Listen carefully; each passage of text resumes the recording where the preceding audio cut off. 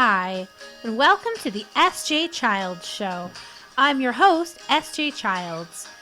S.J. Childs Show brings value to families through education, resources, and lots of laughs. You can find us on our social media pages, Facebook, Instagram, YouTube, and all of your favorite podcast platforms. You can also find our special children's books at sjchilds.org.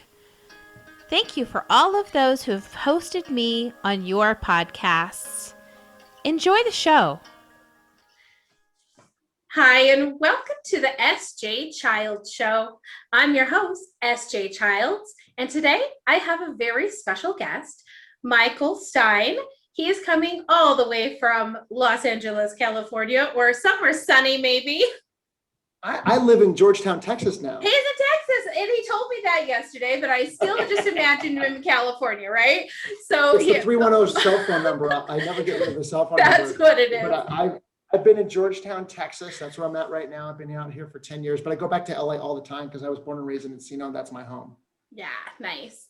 And I'd love to talk about, obviously we're going to talk about a few great topics today, but for those who don't know who you are, which shouldn't be many, tell us who you are and what you have been doing. Well, Michael Stein, I'm an entrepreneur. I've been an actor, a filmmaker, a stand-up comedian. But you are talking to me at my place of work, which is ABADAC, which is the incorporation name, which is an acronym. It stands for A Better Atmosphere, dedicated to all kind. I'm here because I started a podcast called Long Shot Leaders, and we interview people that have overcome large obstacles to find success. I have a long line of coming from a long line of long shots. I'm a long shot myself. I shall tell you about some of those if you'd like to hear about it. Oh, 100%. Okay. So my grandmother escaped the Russian concentration camps when they were coming to America.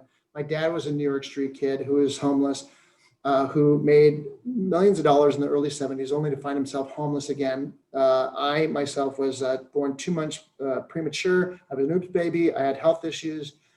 They didn't have a diagnosis for ADHD, but I was something I learned that I had later on. I had also dyslexia. I had focusing issues and very poor health, in and out of the hospital when I was young.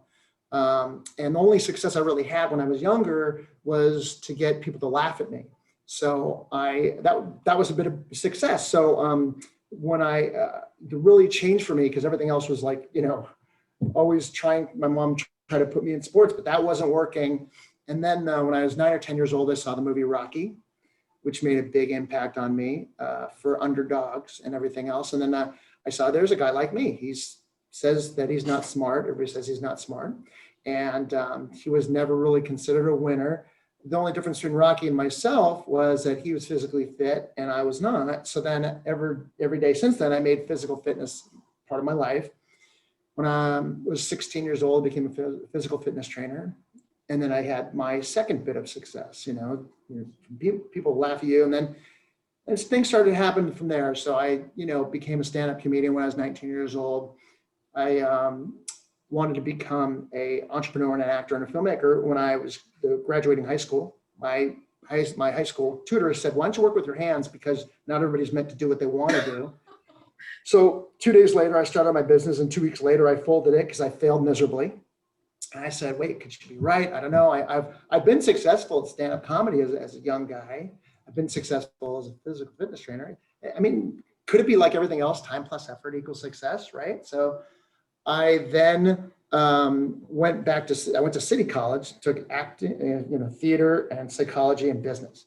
So then I started another business shortly thereafter. I was a nightclub promoter. Became the _1 nightclub promoter in Los Angeles for my age bracket. Back then I was 16 to 22 years old.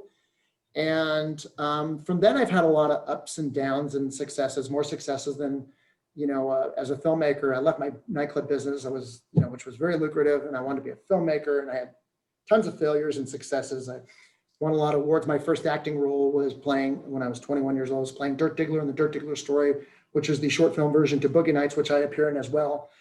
And then I said, I'm going to do what my friend Paul did, and I'm going to put all my money and time into filmmaking. And then I had won a lot of awards, but I didn't get a movie deal. Had every, deal in Hollywood, they wanted to talk to me about making movies, and it didn't happen. So I said, I'm going to make my own movie. By this time I was broke and in debt. So then I said, I need to start a business, this business right here, which was in 2000. And I started it to make money for a film that no one was ever going to let me make. So I started this business, and within 6 months, I made $500,000. And I made a film called Love Hollywood Style with Faye Dunaway, Andy Dick, and Coolio, and many other actors you've seen. Wrote, directed, produced, and acted. Because when no one's going to let you do anything, you might as well just do what you want to do. And you have to. So 100%. I agree. So after that, it nearly, bottomed out the business that I just created. And I fell in love during that film process, because it took me 3 years to make that movie. And after that, I said, I got 2 kids, and I said, you know what? I'm either going to take the path of passion or opportunity, because my whole life has been going towards passion. So I took opportunity. I grew this business. It's made over $100 million. And the business has grossed over $100 million. I haven't netted $100 million. That would be kind of cool too. Yeah. I'm working. It's going in that direction. It's a goal, right? Yeah, that's right. So here I am.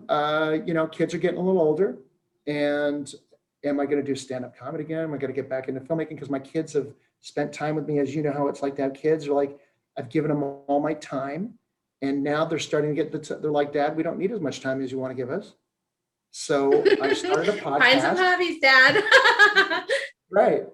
So I started a podcast that, fits my personality, which interviews people that have overcome large obstacles to find success. And it's called Long Shot Leaders. And I'm starting to get back into more of the other things outside, including my business, but things of that nature. And that's why I'm here today. I love that. Thank you so much for sharing that fabulous information. It's fantastic. I'm glad you did it and that didn't make me do it. No, that's great. Well, and it just really, I'm so glad you're here, because there's so many subjects we can touch on, dyslexia, ADHD. As you know, I said I have a son with autism, and ADHD falls so closely within those realms of dysregulation, right? And it's so interesting. And I don't know if you know or not, but I actually wrote some children's books about dyslexia, autism, physical differences, anxiety, and Down syndrome. That's it. And so I really, really want to get the message to children in the early education field that it's okay to have these challenges. It's just a different way of living. We need to be accepting. We need to not try to change people's way of living. We need to change ourselves and our expectations, and really just, bring them all the support we can.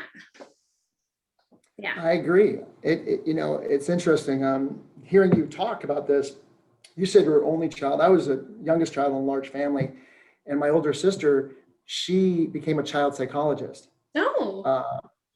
Mainly because she said because of me, because I was quiet when I was supposed to be speak up. I was loud when I was supposed to be quiet. Very impulsive, very hyper, and there was no rhyme or reason to what I would do sometimes. And I thought that maybe it was a gift and a curse, but I never really knew that there was something. I thought I was special in a good way. You were. I thought I'm unique. I thought I'm like, maybe this I'm making people laugh. Maybe, and because I grew up in LA and everybody's like an eccentric, artist anyways. Yeah. So I really think that was a blessing. I think that's kind of like that. And also the blessing was when I became an adult, somebody about 6 years ago said, you have ADHD. I said, you're ridiculous. I think that you're just, and then I kind of looked into it and I said, whatever, because I don't want to, in Yiddish, in Jewish, is it give yourself a kanahora, give yourself a jinx. I didn't want to, cop to it, Yeah. But I think it was important to be cognizant of it, whatever ADHD is, because they can't really put you under a microscope and say, look, but I said, whatever that is, it appears that I have a lot of that. it fits the mold. No, I get it. About 5 years ago, my son's been diagnosed for a decade with autism. And so I've been looking at it, scrutinizing it closely under the view of my child. And about 5 years ago, we were going to do an IQ test for my son. And I had to once again fill out the ADOS test, which is the autism score sheet. And during the process, I was thinking, oh, husband, check. And so I brought it to him, and I also had the opportunity to read his neuropsych evaluation from when he was 8 or 9 years old, also diagnosed with dyslexia and ADHD. And I went to him and said, you have Asperger's. I'm 100% positive. And he is very at this thing. He's very quiet. He's never ever loud. So he's different in that aspect, that he doesn't display those loud, or overexcitability like me and you. And so he has this quiet, logical pattern thinking. He's a spray paint artist. So it's like he sees things before they exist. I don't know how that is possible. I tried spray painting once, and 45 minutes later, I came up with the color blue. So that didn't work out for me quite well. Is it like graffiti? Is it like graffiti art, or? Well, he does art like nature scenes. So he does more than just graffiti art. Or show you a tiny picture, because I don't have a huge one. But this is Doug the Dyslexic Duck, and he did the artwork for this book. You made this book? Yeah. Very nice. Yeah, okay, got it. So he spray paints like nature scenes or planets and pyramids, just all the stuff you see like on a YouTube channel spray painter, it's all this exciting stuff. So you have a lot of books of that. How many books have you done? 7. Thank you so much. Yeah. 7 books. And my 8-year-old, she's 9 now. She has dyslexia. She's actually going to be tested for autism next month. So I have a gamut of creative, amazing. I call it my beautiful chaos, because it really is. It's amazing. But she actually illustrated her own book when she was 8, and we published it for her because she's an incredible illustrator at such a little age. So hands down, creative family. Well, it was important. My daughter was diagnosed with ADHD, my younger one. And it was important for me to create associations to be cognitive of whatever the disadvantages might be, but then to create associations of whatever her superpowers, as they call it, might be, right? So then to reinforce those and say, look, this is who you are, because when you focus on a direction and your vocabulary is saying that you are that direction and your physiology puts you in that, that's a triad of emotions, and you're most likely going to achieve whatever that recipe is by that triad. So I try to let her know, I said, if you're going to believe all those things, you might as well believe the other thing. And, and then you try to substantiate it with, look at Albert Einstein was, Absolutely. They said he had ADHD. I always say that. And autism too. And, I was just telling someone the other day, I shared a quote from Dan Aykroyd that said he was diagnosed with Asperger's in the 80s, and his obsession with ghosts and police, he carried around like a little badge with him all the time. And so his wife is like, you've got to go get diagnosed. And he was diagnosed with Asperger's, but that's what was the creativity behind Ghostbusters. I mean, wow. Our amazing minds. Isn't that cool? I just found that out the other day. And I don't think I'm surprised that you're one of the people I might have thought would know that. I'm just kidding. Yeah. But yeah. No, I didn't, but I'm going to get some mileage out of that. Yeah, right? It's really cool. Right. I mean, and I wish I had it near me. I write lots of notes down all the time. I'm a note taker. And so my husband and I were going over kind of the list of, historical famous people that have autism. And I mean, it was 25, 30 people name, list long of incredible people. Daryl Hannah. And I'm trying to maybe not Tom Hanks, or it's somebody. It's there. Maybe it wasn't Tom Hanks. Yeah, exactly. It is somebody else, not Tom Hanks, but it's right there. Anyways, I better not discredit anyone or credit anyone in either direction. But right. Yeah, it is incredible. And the more I'm I've been learning about it. I've loved to do research. So since early 2010, basically, I dove straight into the whys, the hows, the whats of autism. How can I unlock this, and help my child be a better for him, whatever would serve him better. And in doing so, I mean, we've really learned how to take our own boundaries away, how to challenge ourselves with our limits, to remove those limits and remove those ideas of society's normal behaviors or normal family activities and things like that. In our house, we don't have a dinner time. We don't have a bedtime per se, because some of our sleepers sleep for 5 hours at a time. And yeah, it's like this chaos. And I call it the moon cycle. Somebody's either awake on a full moon or asleep on a full moon. It's just never the same day twice. Is this a common trait? Because you might know more of that. I was the same way. My daughter who has ADHD, the same way. We're not now, but when I was her age, and she is this likeness now, the last one to go to sleep and the first one to wake up. Mm-hmm. Is that true? Is that a common trait? And I think, with my husband being able to look at it as an adult and be able to hear his perspective on it, which is so valuable of a perspective to be able to see, he only needs 5 hours of sleep and he's done. He doesn't need the whole 8 hours. Like me, do not get me up at 7 hours and 30 minutes. Like, I'm not ready, I need the whole thing. But his brain, and our son, who has a photographic memory, was reading at 1, he was writing at 2, and then at 3, we recognized that he had the photographic memory when he would write down all of the things he saw within the world and bring it home and write it all over our walls in our house.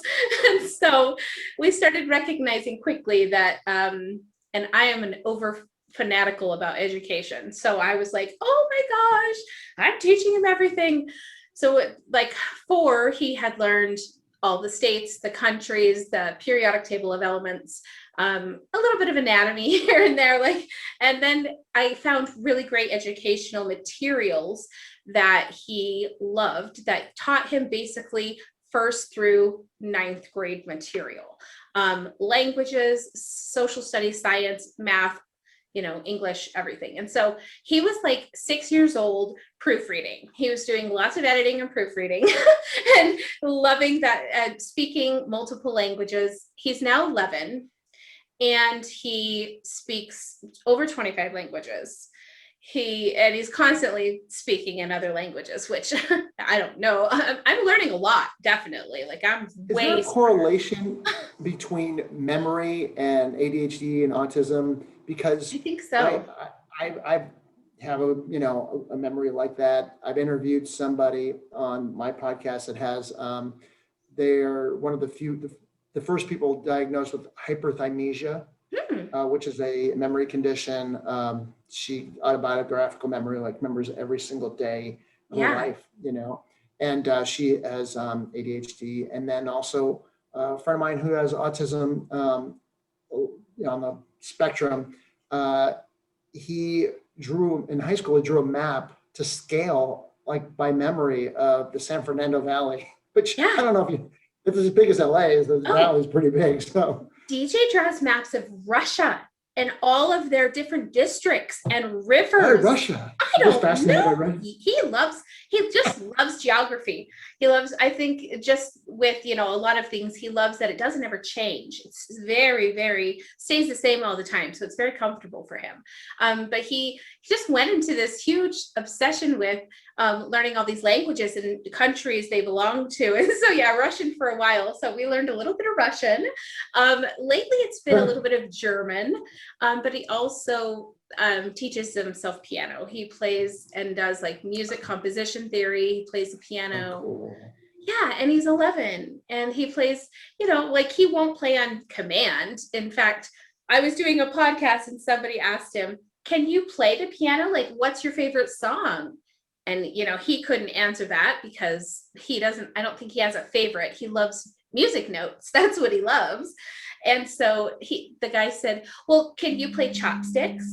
And he looked at the guy and he said, A twice, G 6 times, and he laid out the pattern of the keys verbally for this guy. And I was just like, what?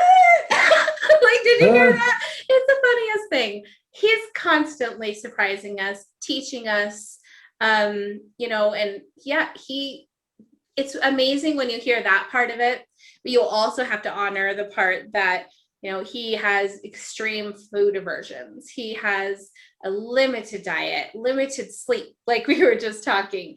You know, he has problems opening his water bottle, putting his pants or shoes on, make sure his shirt isn't on backwards. Like, I kind of joke that it's like his little brain is so many computer tabs open at once that the computer's not functioning properly, right? It's doing all the thinking. It's not losing any of that information. It just keeps going and going and going.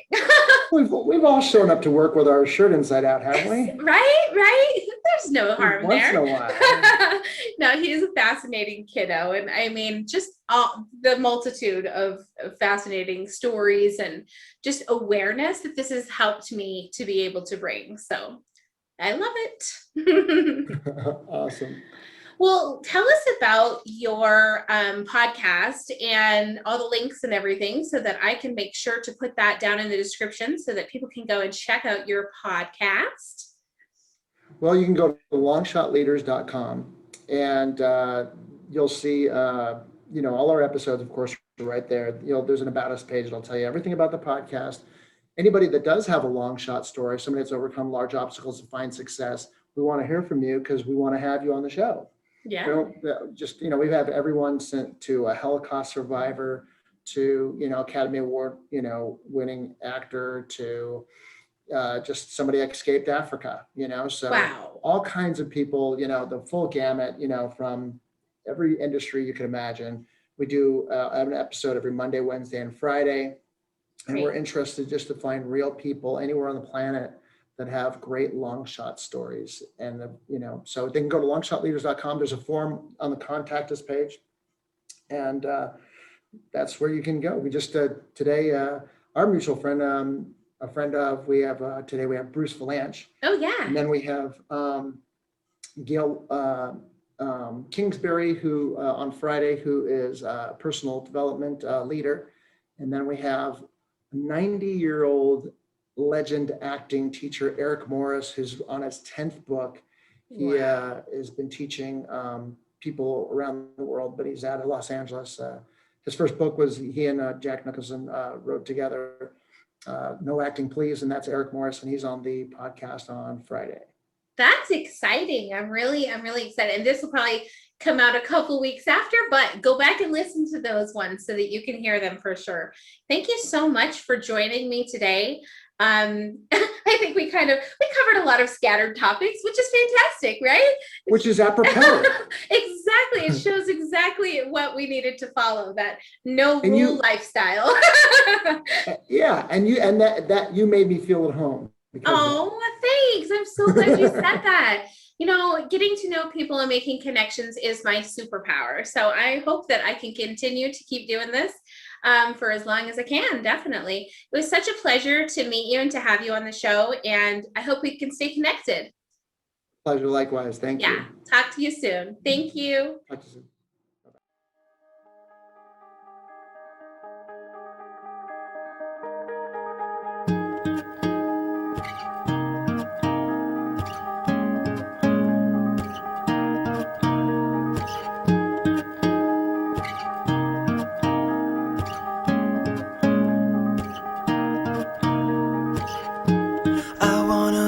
Kind of guy that keeps you warm at night when you are cold. I'll grab some blankets from my bed, wrap them around your chest, now pull you close. We'll flip some channels to find out there's nothing on right now to ease your mind. Sit back, relax, there is no rush, no need to speed things up. All we have is time to think about the future, forget about the past. Time to figure out a way to make this moment last, to make this moment last, to make this moment last.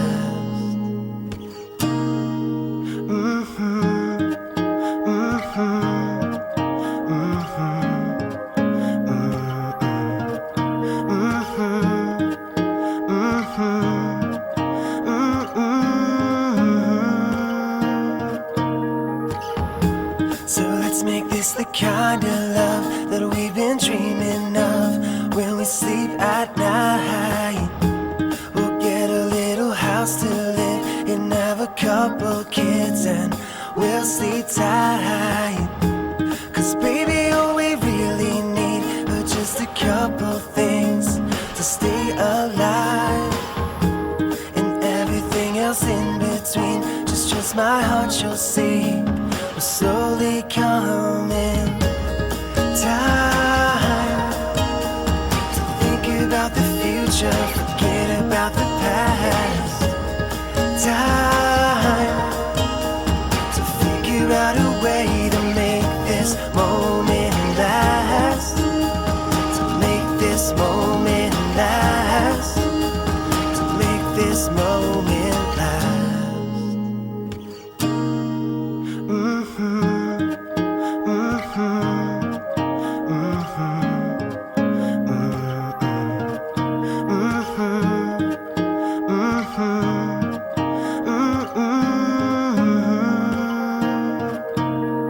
Sunrises, sunsets, I won't let you forget that I need you. Spring comes as spring goes, forever you will know that I love you. Sunrises, sunsets, I won't let you forget that I need you.